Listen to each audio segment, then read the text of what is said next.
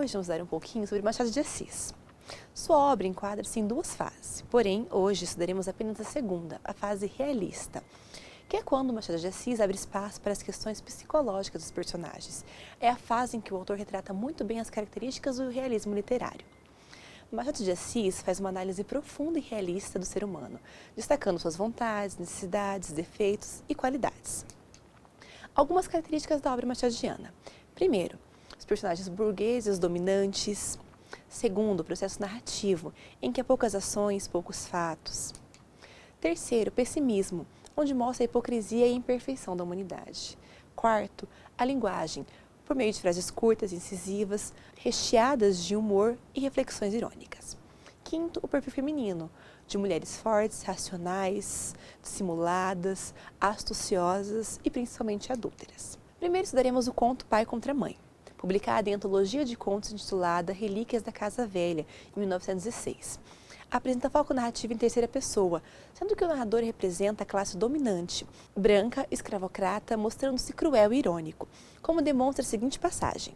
Mas a ordem social e humana nem sempre se alcança sem o grotesco e, alguma vez, o cruel. Machado utiliza seu narrador numa abstração maior, reproduzindo a vez dos escravocratas, mas sem deixar de expor o ponto de vista dos dominados, denunciando com esta mesma voz o que havia de mais cruel na escravidão, utilizando sempre uma ironia fina e sutil, se deliciando em ser incompreendido, cabendo ao leitor captar a intencionalidade das entrelinhas. Nesse conto, o narrador machadiano propõe um enigma, através de uma aparente imparcialidade e neutralidade, quando compõe uma representação da sociedade e relata os fatos da escravidão, ridicularizando. Os escravos pareciam ser transformados em coisas, deixando de ser humanos. Por exemplo, quando fugiam, grande parte era apenas repreendida. Havia alguém em casa que servia de padrinho, e o mesmo dono não era mau. Além disso, o sentimento da propriedade moderava a ação, porque dinheiro também dói. O escravo era coisa, objeto, e mesmo quando fugisse, ele não podia sofrer muitos castigos. Afinal, ele deveria estar em bom estado de saúde para não ser inutilizado pelo seu patrão. Quando o narrador comenta, nem todos gostam da escravidão, e nem todos gostam de apanhar pancadas, qual pessoa gostaria de viver em completa escravidão, à mercê dos mandos e desmandos de alguém, e ainda por cima levar algumas pancadas? Com sua ironia, parece que ele é o narrador, quem dá uma pancada nesse sistema de escravatura. Machado aventura-se pelo caminho da análise social, sem oratória e redundância. Ele quer mostrar como a miséria torna o pobre inimigo da sua própria classe e como dramaticamente o desumaniza. Este conto ensina-nos o que é o horror da escravatura, mas, para chegar a isso, utiliza o que há de mais chocante para o leitor, a apresentação do horror como normalidade. O conto Espelho, publicado em Papéis Avulsos em 1882, apresenta um narrador em terceira pessoa, ou seja, ele não participa dos fatos, sendo que neste momento ele representa a máscara social, o olhar do outro. Mas em determinados momentos do conto ele passa para a primeira pessoa, assumindo a máscara social do seu próprio ser, voltando-se ao eu. Assim lança-se a ideia de que o indivíduo está sujeito a duas almas, como mostra esse trecho do conto. Nada menos de duas almas. Cada criatura humana traz duas almas consigo, uma que olha de dentro para fora e outra que olha de fora para dentro. Em ambos os momentos, a ironia do personagem narrador estaria fundamentada na dualidade da alma, sendo que a alma interna, a qual olha de dentro para fora, transmite seus anseios particulares e valoriza sua consciência individual. Já a alma externa, que olha de fora para dentro, composta de valores alheios ao indivíduo, que são, porém, indispensáveis para a concepção da identidade do mesmo.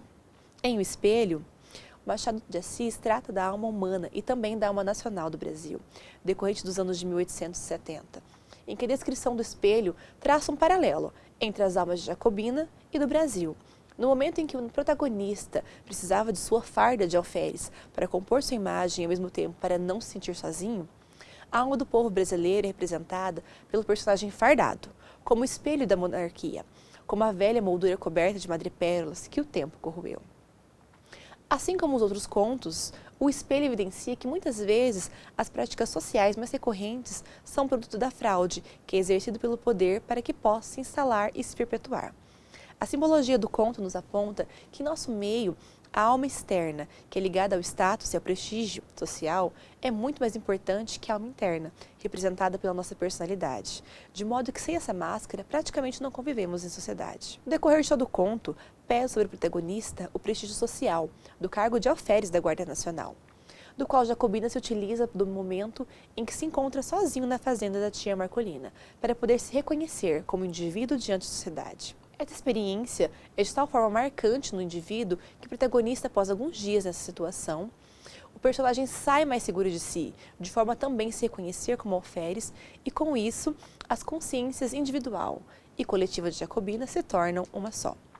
Portanto, se analisarmos o contexto histórico-social e a época em que Machado produziu as obras em questão, notaremos que através do narrador ele faz uma crítica mordaz à sociedade, expondo suas questões históricas não resolvidas, mas de certa forma sem confrontá-la, sobre uma aparente neutralidade. Por meio de um estilo ímpar e imparcial, ele timbrava nos subentendidos, nas alusões, nos eufemismos e talvez o que primeiro tenha chamado a atenção, a sua ironia fina e o seu estilo refinado. Nós vamos começar fazendo um comentário sobre o conto do Enfermeiro, de Machado de Assis. O Enfermeiro é um conto e ele faz parte do livro Várias Histórias, publicado ainda no ano de 1896. Nele, o narrador é em primeira pessoa e o foco narrativo está no personagem, que é o protagonista chamado Procópio. Uma das estratégias que Machado de Assis usa muito para prender a atenção do leitor e induz a uma leitura analítica do texto foi iniciar o conto pelo final.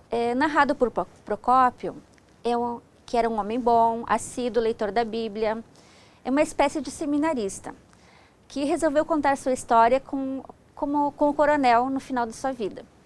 A intenção dele não foi contar a sua vida, mas apresentar detalhes sobre o fato vivido na casa do coronel, que estava com uma doença degenerativa muito grave, estava com aneurisma. O narrador, ele sabe que está à beira da morte. Em certa parte do texto, ele pede que nada seja divulgado antes de sua partida. E assim ele faz uma espécie de confissão para o leitor, pedindo seu perdão, mesmo antes que o leitor tenha conhecimento do conteúdo. O leitor em contato com as obras machadianas pode perceber em seus personagens um perfil psicológico parecido com o das pessoas que encontramos em nosso dia a dia, que têm sentimentos diversos. Em seus escritos, não encontramos personagens estereotipados, numa dicotomia entre o bem e o mal, ou seja, o bandido e o mocinho. Isso fica evidente, essa expressão de sentimentos. Quando, após ser matado o coronel, o enfermeiro passa por uma tortura psicológica, que é fruto da sua consciência. Ele se considerava um assassino, porque no momento de fúria, ele pegou no pescoço do coronel e o sufocou. Ele seguiu sua vida longe da casa do coronel, no entanto, sua consciência o acompanhava e lhe cobrava. Por isso, precisou escrever esse texto, como se fosse uma carta confessional. Aí está a razão porque ele pediu perdão ao leitor antes mesmo dele iniciar a leitura.